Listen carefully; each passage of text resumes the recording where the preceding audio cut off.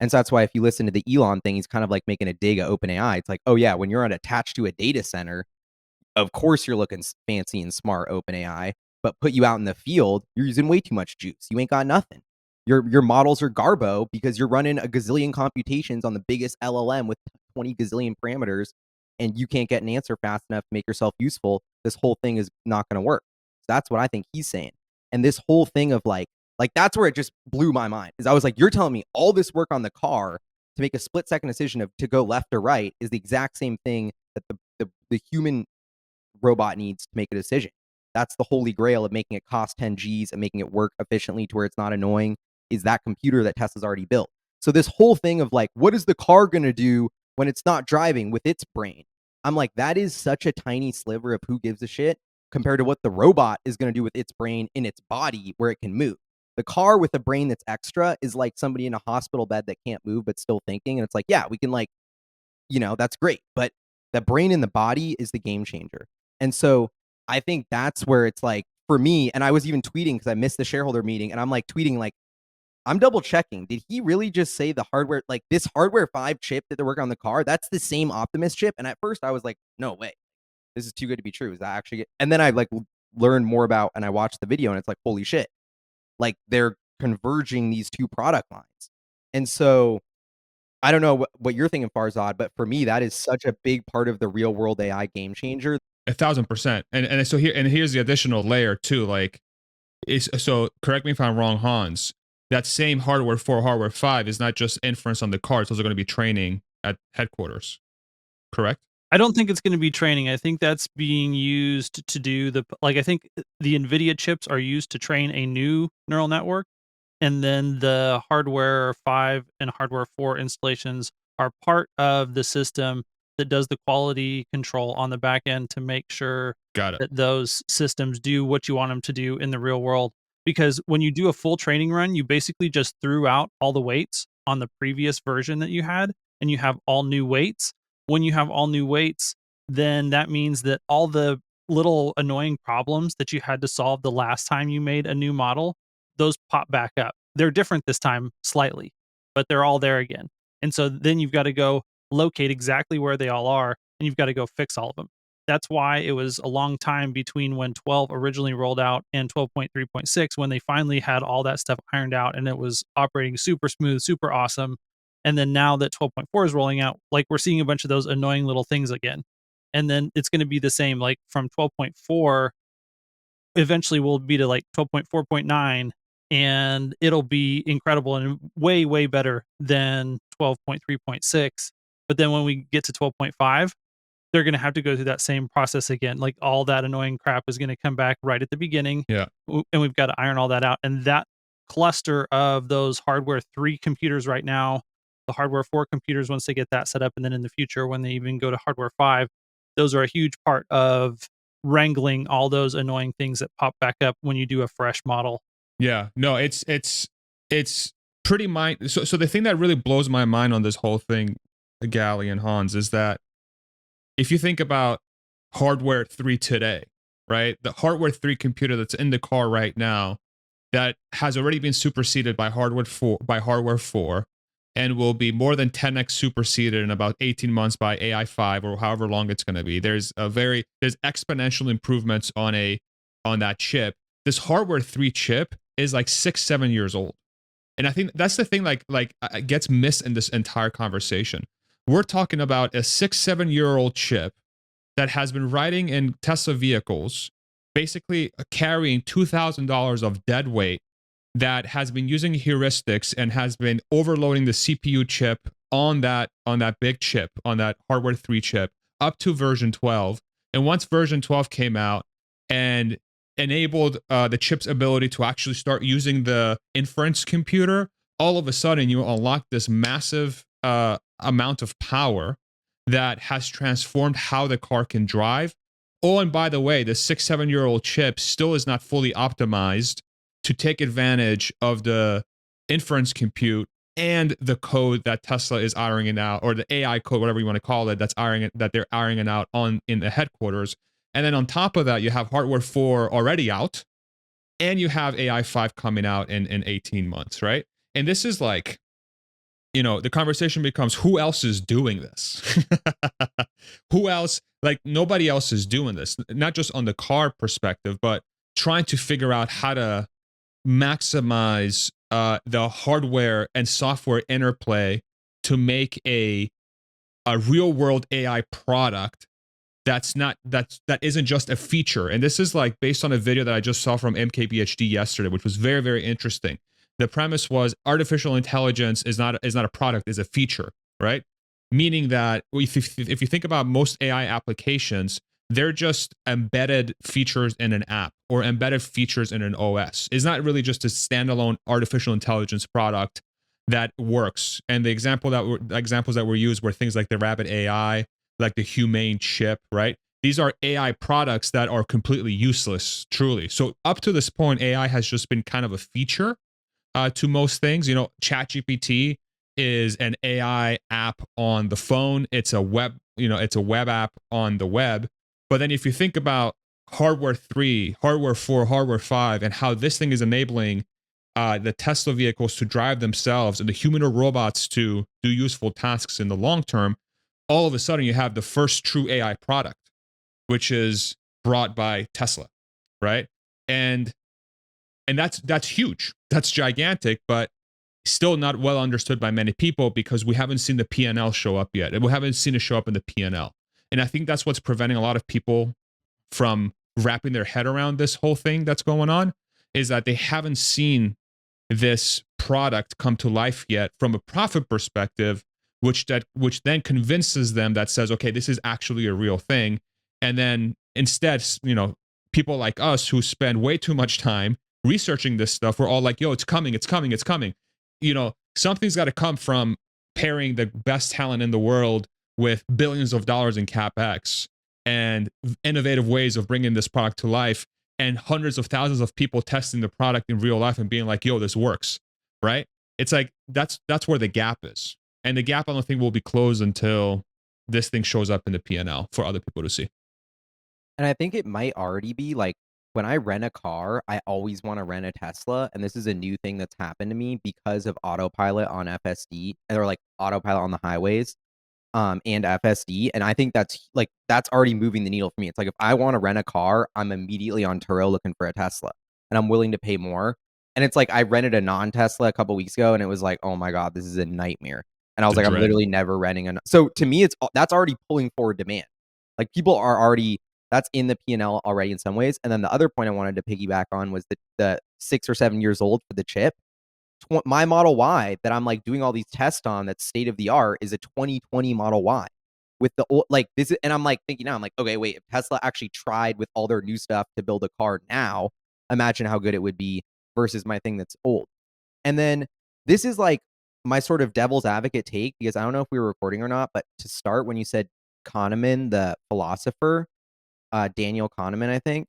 And very interesting thing to sum up his whole point, which is, we get to a scary point in society when the AI makes decisions and we don't know why, and we give up control to the AI, essentially. Or that's like this concept that we're getting to here, which is, hundreds of millions of humans giving up dozens of decisions per day to an AI by letting it drive. And where I think the scary part for me is video in, decision out. When I heard that, like, it's like, oh my God, this is great. This is so efficient. This is incredible. But I think the flip side to that, if I'm being like an honest, like, devil's advocate to this approach, is like, what does it think? We don't know. We've crossed the chasm that Daniel Kahneman has made his whole career on, which is, what the hell is the AI thinking? We're going to let it decide. And then we can't even unbox what it decided, because it just took in video frames and then it ran this gazillion models that's so complicated that if it's a courtroom and we're trying to unpack, why did the car swerve into this family and hit them instead of swerving into that family and hit them, we're not going to be able to know. And I just think that's like a really crazy, scary. So when you get away from like, it's following this set of rules that we programmed into the AI, to like, now it's video pixels in and then it just decides shit and we trust that that's the best decision. So that is a very I don't think there's a way to get around that. I think as we get to more of these real world AI applications, that is going to be the thing where we start to give it more trust and autonomy.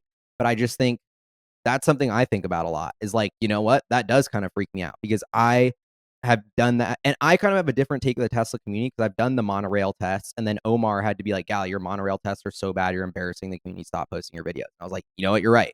And I love Omar. He's my guy. Like, he's keeping it real. And that was on publicly on Twitter. He told me that. And I was like, good shit. I probably should stop posting. Because not because it's the car's messing up, but because people are using my videos and clipping them and making it look bad. And it's just causing a shit show. So I'll stop doing it.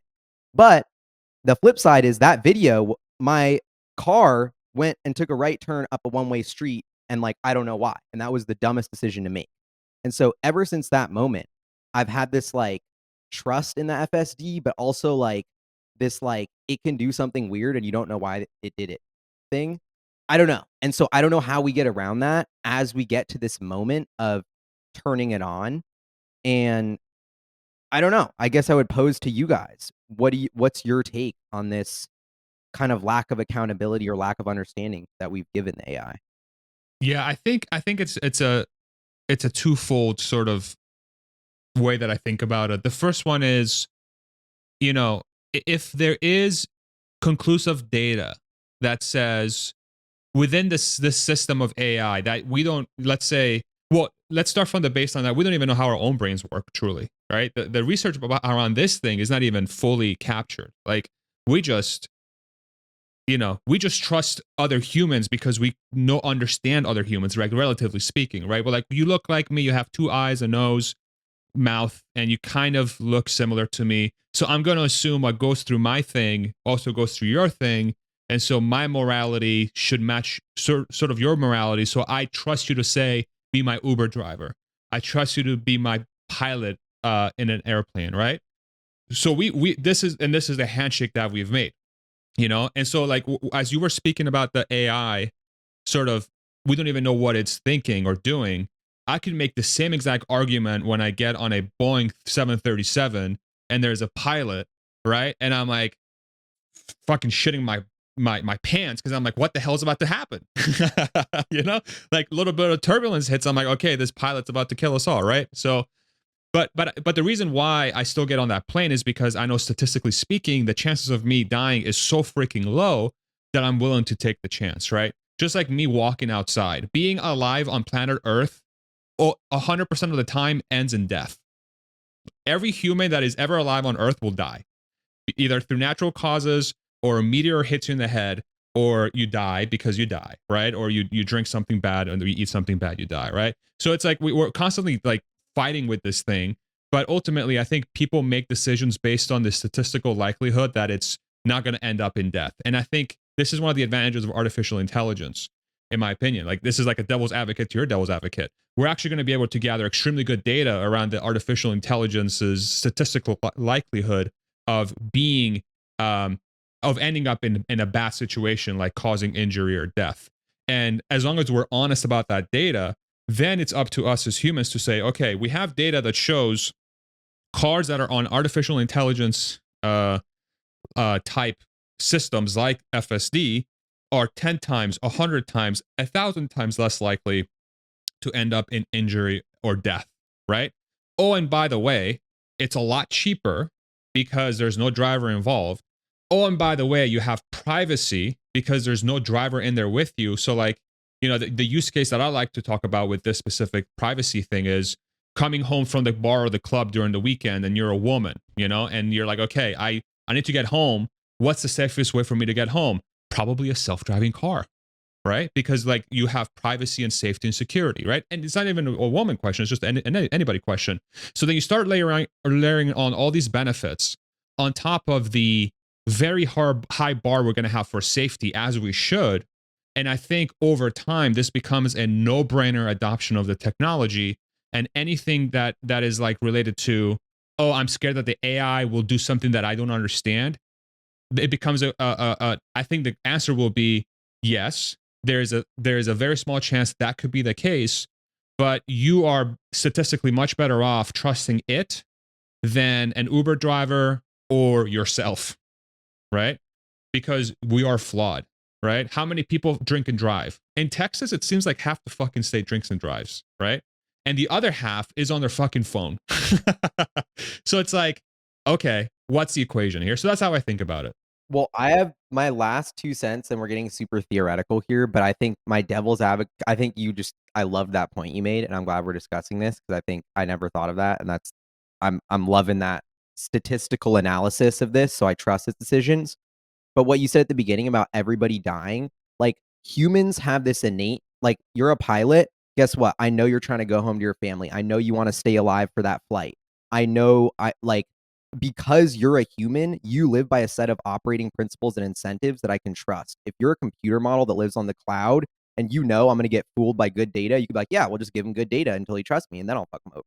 Like, I don't know. That's what's also in the back of my head is like, it's interest. It's just, we're getting philosophical here, but I also think these are like really crazy real problems that like are way closer than they seem as Optimus and FSD get into the world. So These are the questions that will impact adoption 1000%.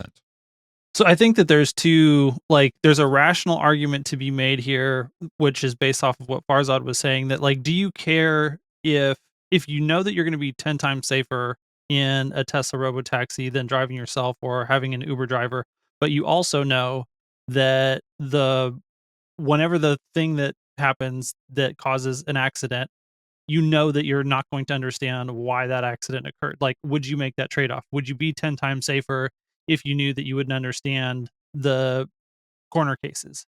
I think a lot of people, rationally would say, yeah, probably I'll make that decision. But honestly, what it's going to come down to is it's not going to be the statistical arguments. It's going to be, do other people use the system? As long as enough humans see other humans using the system, then they're going to be like, fuck yeah, it must be safe. I'm going for it. And then they're just going to ride it. Like, that's ultimately what it's going to boil down to. And I think that price piece, like, oh, it's cheaper. Heck yeah, I'm going to use it. Like, that is the thing that crosses the chasm.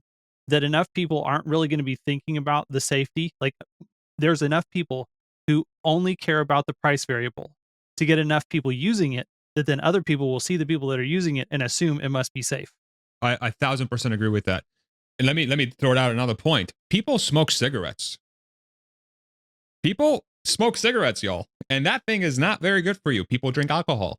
Not very good for you, right? So it's like the question is like it's a lot of like, how does it resonate with a human's or a person's quest for happiness, comfort, convenience? This is, I mean, I love that we're going down this philosophical path because it really, this is how, this is the forcing function for this thing to get adopted. Okay, so convenience, comfort, happiness, right? What are the things that contribute to that? How easily accessible something is, and how much it completes the quest for what we're going after, right? And in the case of a self-driving car, very cheap, private, entertaining, door-to-door, convenient, and safe, as Hans was saying. Talk about the ultimate thing for a lot of people to start using it, right? I find it hard to believe that there isn't going to be a critical mass of people, especially in places like San Francisco, Los Angeles, Orlando, Austin, right? In these city centers. I was talking with Dave about this, Dave Lee, earlier this week. Is like you're gonna walk in the streets of Austin and you're gonna watch these sick angular cyber cab looking things just whizzing around the city, and you're gonna be like, oh, I don't want to ride in that. Come on.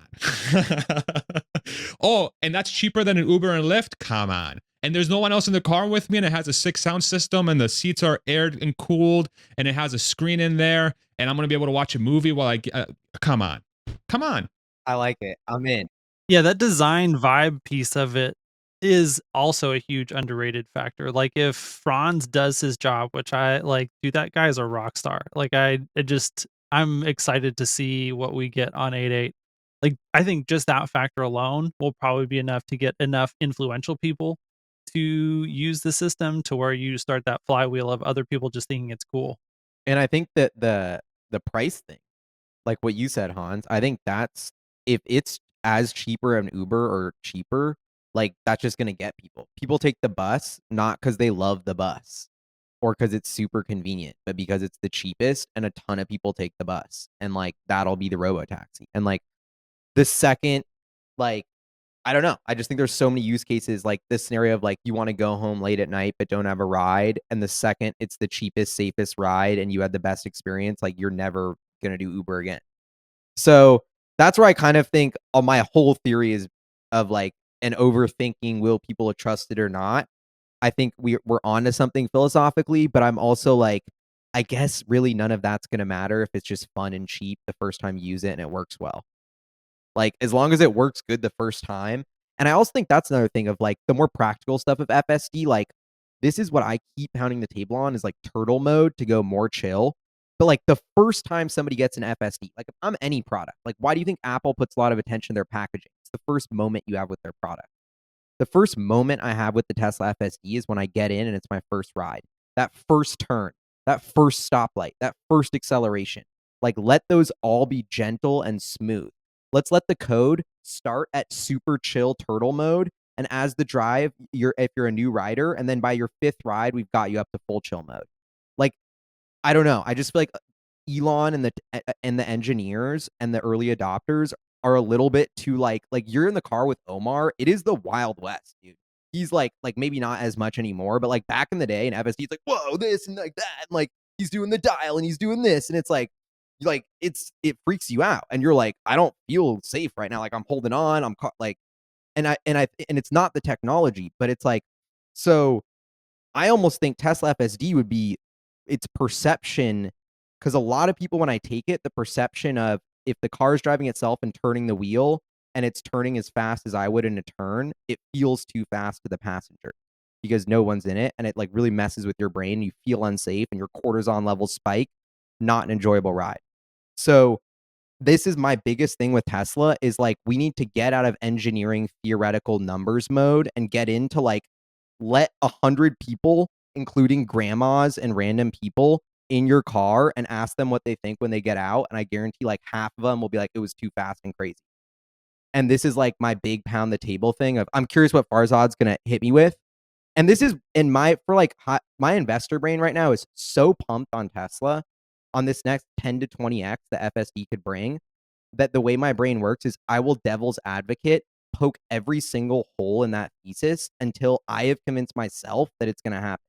But I will be intellectually candid and just rip through this thesis. Like, oh, you think full self-driving works? Great, great. If the numbers are great, but it takes a turn too fast for grandma in her first drive, she's never taking it again. It doesn't matter how good it is. So we need to figure that out. Like, let's make sure this works. So that's where I'm coming at it from. But I'm curious what you guys would say to the chillification of the first few rides. I think that's big.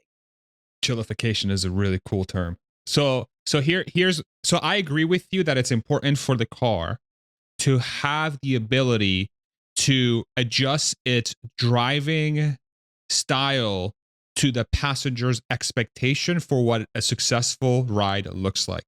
But here is the very complex thing about driving. It is totally subjective. Totally subjective. And I'll give you an example. Whenever I talk to my dad, so my dad has a 2018 Model 3 with FSD V12. Talk about your 2020. He's got a 2018 Model 3, okay? And what's his biggest complaint? So he drives through Pennsylvania, New Jersey, New York all the time. It is not aggressive enough. That's his biggest feedback. It's not aggressive enough because everyone in Jersey, if you're from Jersey watching this, you know exactly what I'm talking about. Fucking psychos on the road, Gally. They are crazy, okay? So when the car is not driving with traffic on Garden State Parkway where the speed limit is 65 and everyone's going 85, going like this, just changing lanes, if the car's not doing that, the rider and driver is going to feel like a hazard because they're just a standing object in this weird game of like, I don't know, like it's just psycho, right? So the rider and drivers, like in this case, the rider's expectation in a lot of those situations would be, I need the car to be more assertive, more aggressive. It needs to show intent a lot quicker. It has to flow with traffic. I need it to take turns a little bit faster because everyone else is taking turns faster. And the last thing I want is a guy behind me tailgating me, honking the horn that I'm not going 10 over, because that's just how people drive here, right? So what is the solution for that? Is an adaptable system where the rider is able to choose how they want the car to behave. And I think that's a lot more important. I think, having the ability to meet the rider's expectation is going to be more important than having it so that it's chill for everybody, or like to start, because it is subjective. Well, you gave me another idea, which is the whole time you were saying that, I was thinking we want the FSD to copy the irrationality of the human drivers. Go fast, swerve, be dumb. But I'm like, that's exactly what got us into the problem. Is that's what that FSD is trying to do. And then I'm on the city streets and it's like, oh, everybody takes this at 25. I'll just do it at 25. But it's like, no, no, no. Humans are idiots and that's unsafe. And it feels super unsafe if no one's in front of the wheel. Why is it unsafe though? So my pushback with that, it's unsafe. So I would argue against that. I would say it's not unsafe. It's not unsafe. You're right. It's the perception of safety. Exactly. And I think that is so I guess to me that is my beef of I still perceive Waymo to be much safer than Tesla. Whether I don't even need to look at the data just because of it drives slow.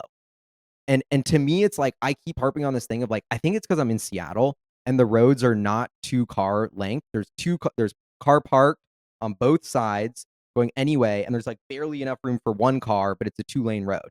And then there's a lot of roundabouts in the intersection with no stoplights or anything. And so a lot of the times it hits a roundabout and it is just swinging a right, still at 20 miles an hour. Like I feel like I would have gone slower in there, and it like freaks me out every single time. And so I just don't know how to get over that. I don't know. But then I'm like, on the same time on the highway, I got what you're saying sometimes. I'm like, it was like it had that lane change. It needs to go. Otherwise, I'm gonna be a schmuck on the highway. But so I don't know. This is just the tricky nuance of it all because it's so subjective. 100%. But I think the other variable too is, I've talked about this before on the channel too, is like enough people, if you're a rider in a robo taxi where you've paid, let's say 20 to 50% less than an Uber, whatever that number is, because you don't have a driver, and you have a super comfortable interior, private, so on and so forth. What percentage of your time are you going to be spending paying attention to what the car is doing? My guess is probably very low. And I think the reason why we pay so much attention to a Tesla FSD vehicle doing its thing is because ultimately we're responsible for its behavior, right? So like if it's doing something stupid, we feel responsible, and we're the ones with the anxiety of, oh crap, I'm gonna get honked at, or I'm gonna get a middle finger, or I'm scared that it's doing something wrong, or it's going too fast. We feel responsible for that. But if you remove yourself from that equation, and instead of saying I'm responsible, you're saying the car is responsible, I bet you the anxiety level, like let's say your ability to interface with the car is completely gone, right? What's going to happen? I bet you're going to go from 80%, 90% of your time, ideally 100% of your time paying attention to what the car is doing, to 80 to 90 to 100% of your time of people just going like this in the car, right? Just going to be on their phone, chilling. So when you're doing that, are you really going to care about how fast it's taking the turn, which lane it's in, so on and so forth? I bet you that goes down dramatically, which will help the adoption, because what people are going to be like, yeah, I was in this car, it was driving me around, I didn't have to pay attention, I paid less than Uber, I don't even have to own a car, the seats were super comfortable, it was just me, I was chilling, I was, doing whatever the hell I wanted to do. And yeah, so you should totally hail a Tesla robotaxi. It's awesome, right? I think that's going to drive a lot of adoption as well. I think that is where you get to eventually, but I also think that Galley's right as far as like the first ride. Are you going to be doing that? Probably not. Like the first ride, you are going to be paying attention, and it's going to be much more anxiety provoking and all that stuff because you don't know what you're in for. And like you're trying to understand, is this something that I should trust my life to? And so, yeah, I think that there's a little bit of a different case to be made for that, like the adoption specific ride, like that first ride. Am I coming back? Yeah. And like think about this is like something you've never done. That's a wild experience. Like if I'm going to like Australia and I'm a tourist and we're like petting crocodiles, like you got some guy like Crocodile Dundee out there. It's like, all right, boys, today we're getting gators. Like everybody get your boots on. Be careful. They're biters. Stand back. Like you get a speech. You're ready. Like it's a big thing. Like that's what we need for FSD. Like when you buy your Tesla, they're just like, all right, get in, download the app, go. And you're just like, what the hell? Like I have the fastest car ever and I'm just in it and I gotta go. And it's a touchscreen. I've never like I think they overestimate this friction and we need a little more like hand holding like with the FSD from the user experience. I think that's how they should reframe it is like you're a noob who's never driven or ridden a Tesla, and now you're going to call this app like, what do we need to help you with? Or honestly, maybe that won't even need to happen because it'll just be such a Tesla adopter thing, just like with the cars. Like it's like this guy has like 5 Model S's.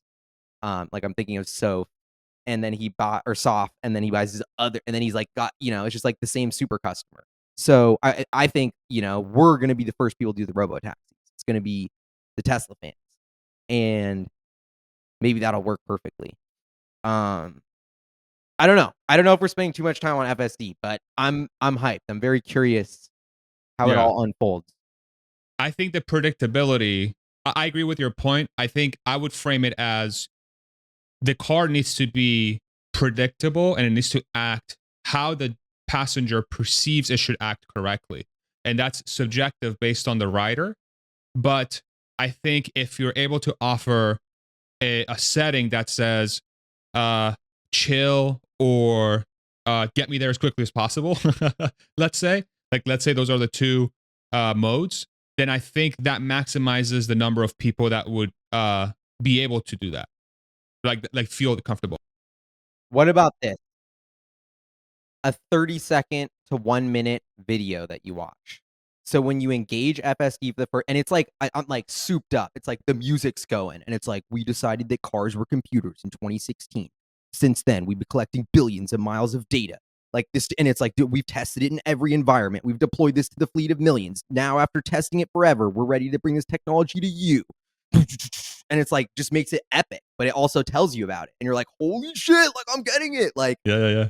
You know what I mean? It's like, dude, this is the biggest mic drop moment technology. Like just something like that. But then part of my brain, I think that's a great idea.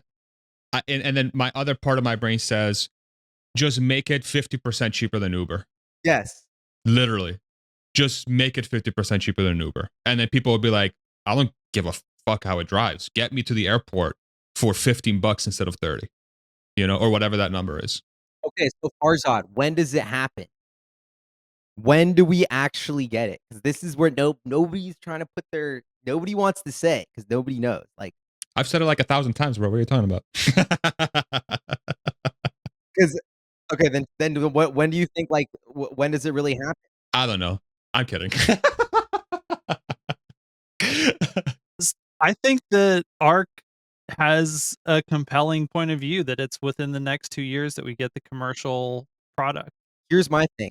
I did a podcast with Tasha Keeney and ARC, and I know them. In 2020, they were like 2021, probably 2022 for sure. Like they've been wrong just as much as Elon's been wrong, probably more wrong. So I love ARC, and I think directionally they're right, but in terms of understanding the technology and predicting it, they have been wrong every single time, and they're always early. So me putting weight on them saying the same shit they've been saying for 8 years and being wrong, 0 weight on that. Sorry. Nah.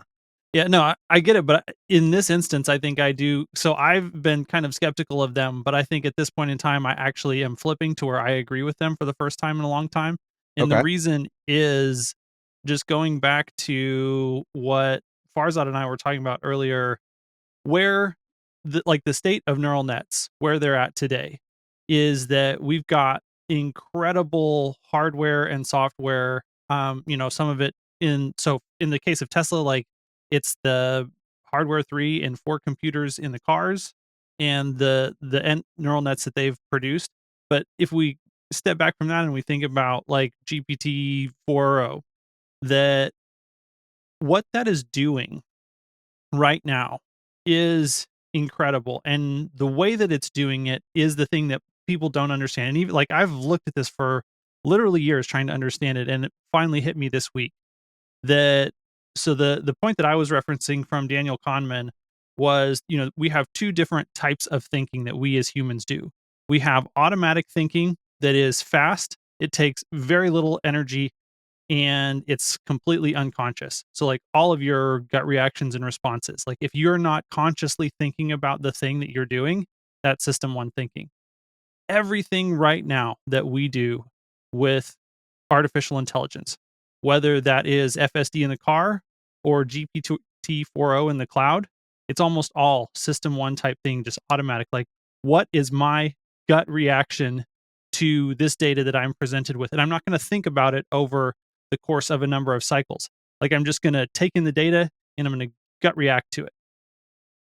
The fact that we can create like ridiculously good novels through gut reactions from this digital gray goo that we've made that we call GPTs is ridiculous. And like I think the only thing that stands between us and artificial superintelligence at this point is figuring out how we now add a different way to use that same gray goo material, and that's do the system 2 type thinking, where you're actually conscious of the thoughts and you're conscious of the process and you're conscious of the goal that you're doing. And that is a hard problem to solve. Like it's not trivial to figure out how to do system 2 type thinking on top of that. But like all of those materials are all there. And like we have so many proof cases now, and there are so many people that understand that that is the shape of the solution. And they're all trying, like, this is why, prompt engineering is doing these successive iterations on like, first, let's break it down into steps, and then let's figure out how to make a plan, and then let's execute the plan step by step by step. Like all of those things are ways to start implementing a system 2 type thinking approach in the neural network. And so if Tesla and the autopilot team, if Ashok can figure out how to, because there's a very limited number of cases where we need that system 2 type thinking in the driving scenario. Like, you as a human, could you ever go out and drive every road in the world and not run into situations where you have to actually stop and think, how am I going to navigate this situation? That's the challenge that FSD has right now, is that it can only gut react to the scene that it's presented with.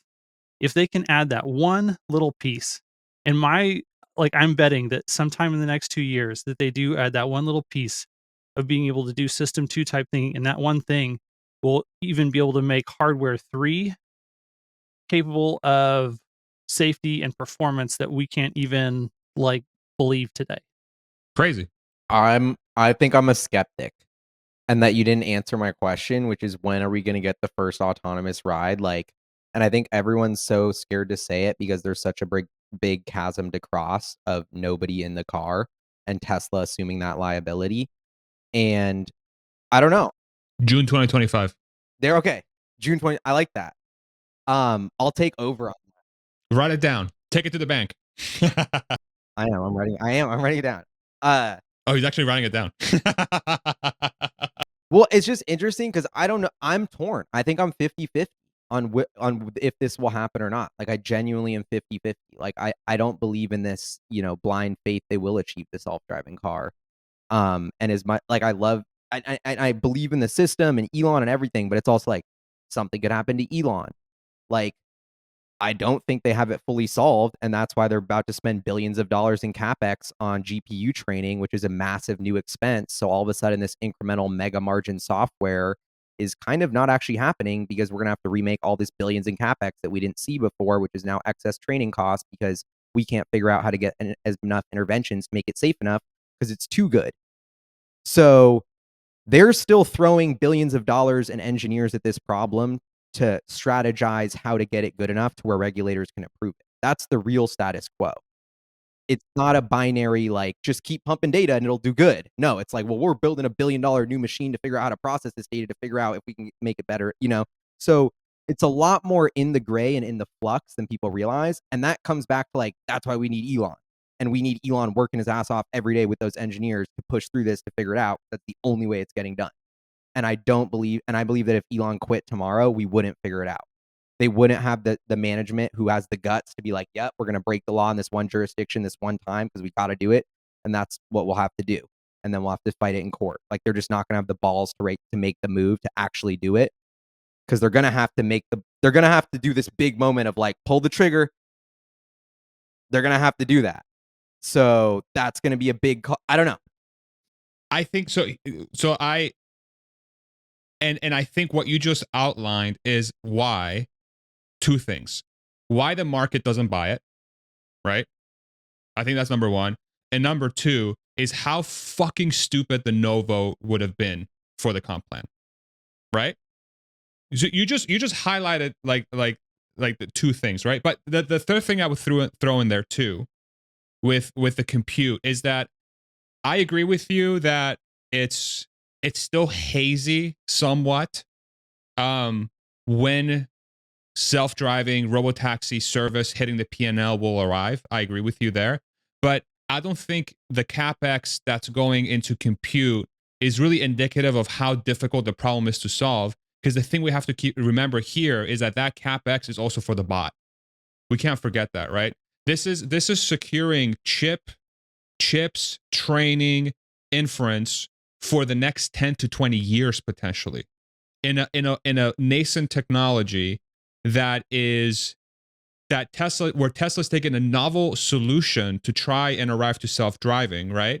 And a generalized human or robot with a leader that has been extremely good at identifying the solution for a problem 10 years in advance. Like if you look at the electric vehicle technology as an example, 2012, the build out of this, in 2014 and 15 with a gigafactory as an example. These were huge expenses with the Model 3 and the gigafactory where most of the market was saying either don't buy the stock or short it because these are way too risky of an investment, right?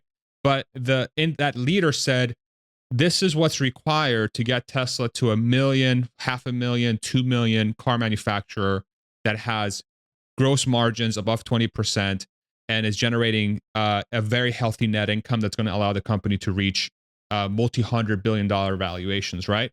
And so the story, the way I view this is like, okay, there's a track record for being very good at deploying capital, and how AI progresses, we have historical precedent that says that these systems, these neural nets, go from not working at all to almost working to superhuman very quickly, right? And like we use the Go example on this channel often. So how AlphaGo was able to go from barely beating anybody to just being God at Go, and it's the same foundational thing, which is using a creativity type thinking to try and solve problems that seem very complex. But now we're moving it from a low risk game, which is Go. Like the chances of dying playing Go are very small. The chances of dying playing driving is much higher. But it's the same foundational sort of process where we're using neural nets to solve difficult problems, right? So there is data that says this is solvable. With enough data and enough compute is solvable, right? Hazy as to what that number is. But it's not like those dollars are going to go to waste. That Capex and investment is going to create this moat and separation versus everybody else that's going to put Tesla in a leading position that says, okay, we not only own the manufacturing processes for creating millions of robotaxis per year, we not only have an app where people will be able to hail this car, we not only have a insurance platform where we're able to insure the car, we also have the stack of compute for training and inference that's going to allow us to make the car drive itself. And that same exact system applies to the next generation product, which is the bot, that is underpinned by the same technology, which doesn't just disrupt driving, it disrupts labor, right? And so for me, that's how I think about it. So it's not so much when it's going to happen. For me, to me, it's becoming increasingly obvious that this is the way to solve for this thing because of how much money is being thrown behind it and the precedent we have from these systems working in the past. And to me, it's like, okay, the separation is continuing. The gulf is widening. No other automaker is doing this. General Motors cut their EV production by half for the year, and Tesla's throwing billions of dollars at AGI. It's like, okay, so it's obvious where this is going. It's just, And I like that idea of like at a high level, Tesla's building these robots with this sort of brain functionality that continues to increase. It's not necessarily this binary outcome. It's already benefiting the products and it just continues to get more integrated into them. And now we're seeing them expand their robotics product line from the box to the big box, the truck, the semi truck to the human. And so then you think about all the revenue things that'll generate with all these new robot form factors as it gets smarter. It's just like this tidal wave of value. And it's another big point that I wrote down about the shareholder meeting and stuff was this idea of redundancy, like with the chips. Like they're literally competing with NVIDIA on this new B2 100 class chip, AI5 chip. That's a $3 trillion company. They're going to build that in-house. And that's like, okay, well, now they own their supply chain. So that's a lot more strategic. You look at what they're doing with batteries. 4680's been super tough. Drew left. Has that been going as planned? Probably not, a little bit slower. But also they have this insane redundancy in the supply chain where they don't have to rely on China, which is super strategic. So you think about owning Tesla stock as an asset, these redundancies that they built in the supply chain and like what the company is, instead of just like buying chips and writing code and hodgepodging it together, when you unpack each layers of these businesses, the way they're going vertical and the way they're building redundancy in the supply chain geographically is what makes this such a valuable company and asset, in my opinion. 100%. Yeah, but then if we apply that to the AI piece, right? So like the concern is it's unclear when this is going to happen. It has the potential to not happen. So if this doesn't happen, this based on how Tesla's doing it, which is vision, neural nets, inference compute, training, billions of dollars in capex for this, right? What this implies is that the last 6, 7, 8 years of Tesla's strategy is completely wrong, right? That's what it implies, because they've basically built out an entire fleet with this foundation, with this approach, that after 6, 7, 8 years, they're like, oh yeah, no, there's no end in sight, right? And this would be one of the largest misses in business history if it became true, right? With the person, with the CEO that has historically done exactly the opposite, which is reusable rockets, Neuralink, profitable electric vehicle, grandiose 5, 10, 15-year strategic moves that seemed way too big and difficult at the time became true. And so I think I just want to contextualize, if this doesn't work, this means that the last 8 years were a waste. And I just have a hard time wrapping my head around how Tesla and Elon wouldn't have pivoted away from that when they are the masters at pivoting. And that's why they're so successful, because they pivot very, very quickly. Let me add on top of that the fact that it not only does it mean that Elon's wrong, it means that a lot of Silicon Valley's smartest are also wrong, because everyone right now is on the AI hype cycle, and they're saying that we need not only like Jensen has talked about this in the NVIDIA earnings calls. What the training clusters are able to do is they're able to produce and manufacture intelligence. Then you need to take that intelligence and do something with it. Well, you don't do that on the same hardware that you train that intelligence on. You do that on the inference hardware. And this is the place where, there are huge bets. NVIDIA pretty much has the training market locked down for the time being and for the foreseeable future. Like, there's no one that looks like they have a credible shot at dethroning Jensen and NVIDIA from training. But inference is kind of a whole different deal. And Tesla is throwing their hat in the ring, basically, and saying that we think that we can make some of the best applied inference compute in the world. And when you train a model, that costs you money. It's when you do the inference on the model, that's where you can actually generate revenue. Like, if you're not doing inference, you're not generating revenue, period. And what Elon and Tesla have been doing now for years and years and years is they have been plowing, billions of dollars into developing one of the world's largest inference fleets, and not just largest inference fleets, but inference that is in the real world doing real things, not just in a cloud interacting with the internet. And so, like, that's the bet that you have to say is a bad bet, that it's going to be dumb to have massive amounts of distributed inference all around the world that is some of the most efficient inference computers ever. And that Elon, as one of the smartest entrepreneurs in the world, can't figure out how to make a crap ton of money off of that resource that literally any other CEO would die to have.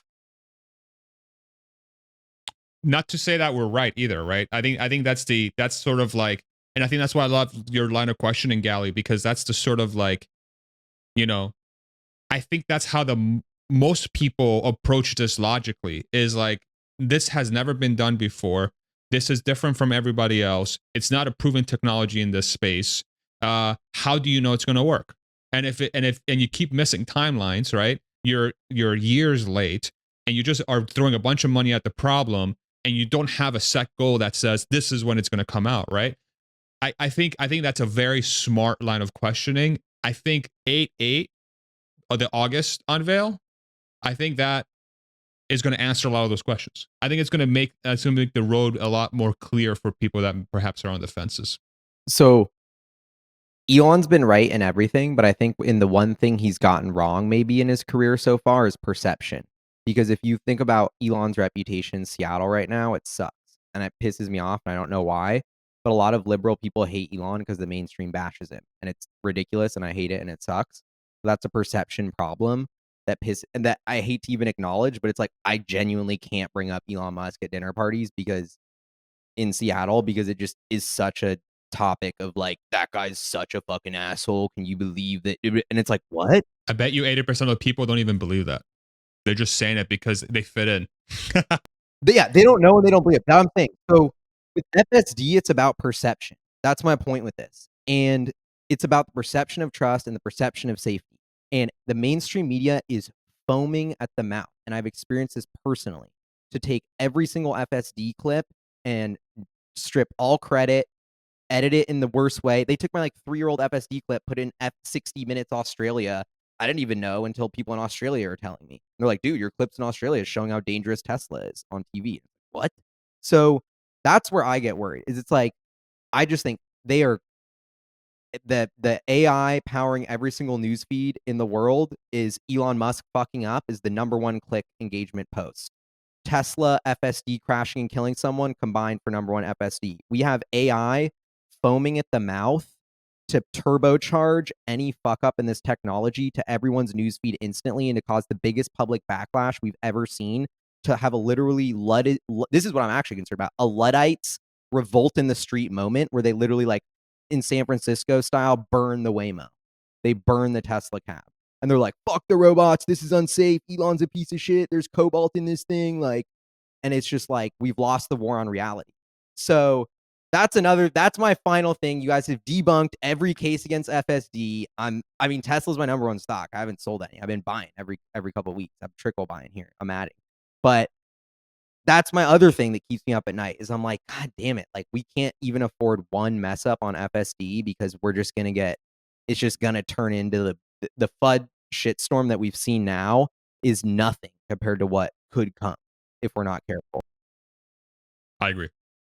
So there I am going to try my hardest not to debunk it, because even though I really want to, and I think I can, but I'm going to agree with you and say, actually, I'm going to debunk it anyway, but I'll agree with you first. Yeah, I like to hear your counterpoint. Yeah. So I agree with you that if Tesla's not careful, this could be the most impactful FUD storm that they'll ever experience in their company's history by a factor of 10. Because now you're literally saying you have, before it was, and it's funny though, right? Because if we go in the past, the media has tried this before when Tesla was in a way more fragile financial situation and as much with very little influence and very little ability to fight back before Elon bought Twitter X, right? Which was, oh my God, EVs will catch fire. That was #1. Oh my God, autopilot is going to kill you. That was #2, right? And then, the cobalt thing and the FSD thing, right? So it is very important for Tesla to very much, when this thing is live, they have to ensure that they're doing absolutely everything they can to minimize the chance of injury or death, to the point where they have, in the unfortunate event that it does happen, it's statistically likely that it will happen at some point, but it has to happen so late in the adoption of the technology, and it has to happen in just 10 or 100 or 1,000 times less often than it would on the roads, where Tesla can very easily fight back and say, okay, yes, unfortunate situation, but check this out. This happens 10 to 100 times more often on the roads versus us. So that's number one. They need to ensure that they have that, right? It's still not going to lessen the amount of FUD. It's going to impact it.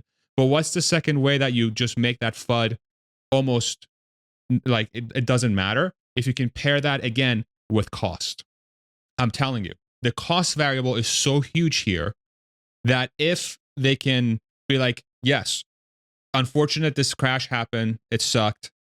We're still 100 times better than a human, and our customers continue to love to use our service, which is 50% cheaper than an Uber, 40% cheaper than an Uber, 60% cheaper than an Uber. I think as long as you have that variable, they'll be completely fine. But it's highly dependent on execution. It's highly dependent on execution. So I agree with you. I agree with you in a way. To tie it back to our thread, we don't have Daniel Kahneman's AI who's rational making policy decisions saying it is 100 times safer. 100%. We have potentially someone like Elizabeth Warren saying we're going to shut this shit down after one crash, and the public revolting and not following the data and being irrational.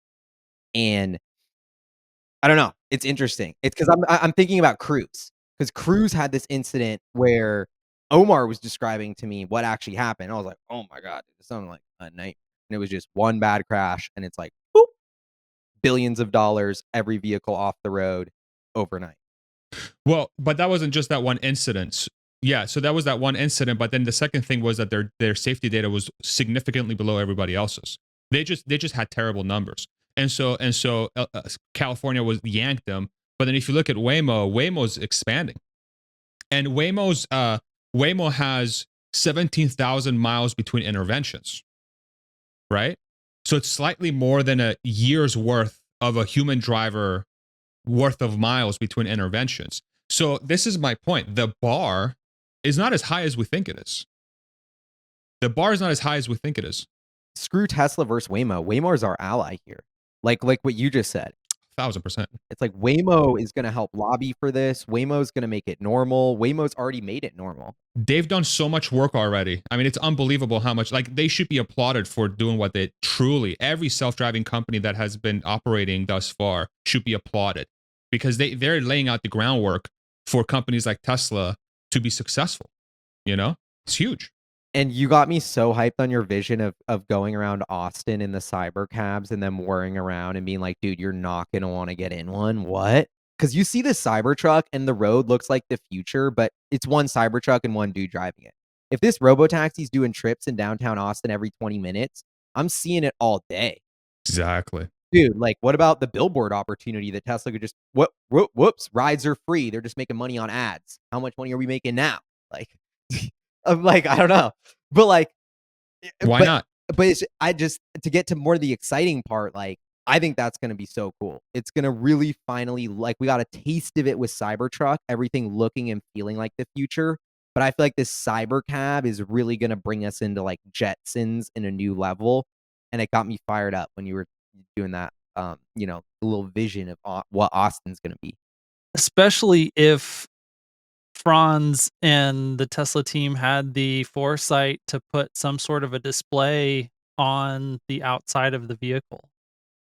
Like, think about the opportunities that you have to have a rolling billboard vehicle that looks ridiculous and insane. Oh, and by the way, it can tell you what purchase you need to make next. Or make it very easy to wrap or something. Yeah. It's got to look cool. I'm thinking I'm backing out of my advertising claim because we don't want cities covered in ads, and that would be lame and annoying. Like, Tesla's keeping it classy. They already are. Could you imagine if Tesla never advertised, but their cars advertise? That would be funny. That would be so hilarious. Yeah, dude. I think it just comes down to execution. You know, I think the use case for like the business case for a self-driving vehicle is so obviously gigantic that it just comes down to who can execute that vision at scale, at safety, and at cost that actually capitalizes on the fact you don't have a driver and you have an electric vehicle drivetrain. Like, that in itself, just the book writes itself, right? And Elon talked about, we're not starting a new chapter, we're starting a new book, right? Like, okay, the book is pretty self-explanatory. If you can solve self-driving cars and humanoid robots, who wouldn't buy those things? Who wouldn't buy them? Who wouldn't use them? It's obvious, It's just execution. That's all it is.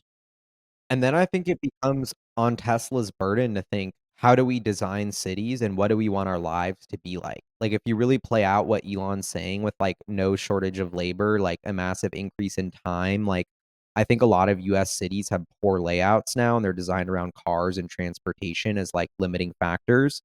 And to be able to change transportation in cities and labor with humanoids, like I just think that's a big opportunity to reinvigorate community into our lives because that's a big thing that's missing. And we have the opportunity to redesign cities, which design us. And let's not just like, I don't know. I think Tesla should really rethink that. And we should have cities with like micro walking centers. Then you have robo taxis that take you in between these walking centers. And I just think there's a lot of like exciting, inspiring potential once we layer on these technologies. Like I think about LA. LA, I love it, but I hate it because it's like the driving, the traffic. Like imagine if the roads are more efficient. It's easy to get places. Like LA could transform. And so um I don't know. I think that there's a lot of really once you get beyond the tech, really exciting things that this could change. 100%. As long as it doesn't displace too many people and it becomes an additive force to the economy, this will create one of the biggest economic booms in history. Just because of exactly what you said, the amount of economic activity that's going to go around redesigning the cities, building out infrastructure for the cars, what the bots will be able to do to labor and productivity. My You know, cinnamon roll business idea. I keep coming up with this. what is it? Cinnamon rolls. We have not democratized the fresh cinnamon roll because it's a logistics problem. How do you get a fresh cinnamon roll to somebody who wants it? But now if we have cars that can drive themselves, you could democratize access to the fresh cinnamon roll. Why am I not getting the best cinnamon roll in the city? Because I don't want to get up and drive and get it. Hell yeah. But all of us and that person making that best cinnamon roll, it's like, oh, you're not going to make any money with your cinnamon roll business.